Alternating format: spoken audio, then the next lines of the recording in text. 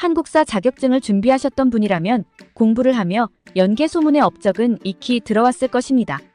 연개소문은 고구려의 대표적 명문가 출신입니다. 고구려의 최고 관직을 쭉 세습해온 가문의 후계자입니다.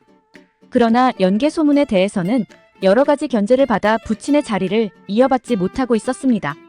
그는 천리장성을 손보는 임무를 맡고 파견 업무를 보는 도중에 영유왕이 측근들과 함께 본인을 제거할 음모를 꾸미고 있다는 첩보를 듣게 됩니다. 연개소문은 품성을 이유로 아버지의 자리를 이어받지 못했다는 이야기가 있을 정도로 감정 조절에는 어려움이 있었던 것으로 보입니다. 따라서 첩보를 듣고 열병식에 왕과 측근들을 초대하여 그 자리에서 모조리 학살을 해버립니다. 그리고 궁궐을 찾아가 영유왕까지 토막을 내며 죽여버립니다. 이러한 과정은 어렵지 않았습니다. 천리장성 축조를 하며 차근차근 세력을 모아뒀기 때문입니다. 고구려는 태생부터 물을 위해 살아가는 나라였습니다. 오직 무예를 갈고 닦으며 전쟁에서 활약을 했으며 평소에는 아무 일도 하지 않는 사람들이 수두룩했고 일반인들도 걷고 서는 자세들이 군기가 바싹 들어있었다고 합니다. 상대적으로 인구가 적었던 고구려는 싸움으로만 살아남기는 어려웠습니다.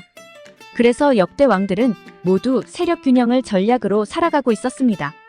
북방민족, 한족, 백제 그리고 신라와 줄타기를 하며 어느 한쪽이 특별히 강성해져서 패권국가로 떠오르지 않도록 중간에서 중재를 했습니다. 또는 서로 싸움을 유도하는 역할을 하며 고구려가 견제당하는 일을 사전에 차단하기도 했습니다. 이러한 정치로 동북아시아의 패권국가로 군림할 수 있었던 것이지요. 그러나 중국의 분열 이후 통일이 되며 위기가 찾아옵니다. 중국은 엄청난 인구와 자원을 가졌으므로 바로 붙어있는 고구려로서는 긴장을 했어야만 했습니다. 고구려로 수나라가 침공을 하며 을지문덕 장군이 막아냈으나 고구려의 국력이 한계에 달했습니다. 그 이후 등장한 당나라는 더욱 강력했고 신중했습니다. 이때 연개소문에게 죽임을 당한 영유왕은 당나라의 겁을 먹고 세력균형 전략을 포기하고 당나라에게 무릎을 굽히고 힘을 회복하자는 생각을 했습니다. 따라서 포로로 잡았던 수나라 사람들을 보내고 조공을 바쳤습니다. 하지만 무의 나라였던 고구려의 자존심에는 큰 스크래치가 나고 말았습니다. 고구려를 자랑스럽게 여기던 고구려 사람들은 이러한 굴욕 외교는 불편하기 그지없었습니다.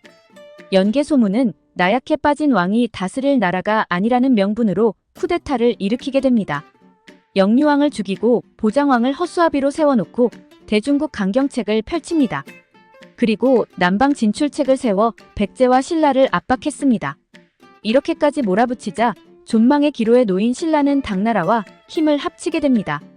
심지어 칭연 개소문파와 반연 개소문파로 나뉘며 내부에서도 대립이 시작되며 고구려는 역사 속으로 사라지게 됩니다.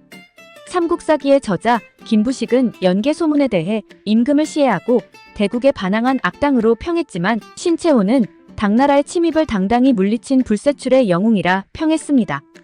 여러분들의 연개소문에 대한 생각은 어떠신가요?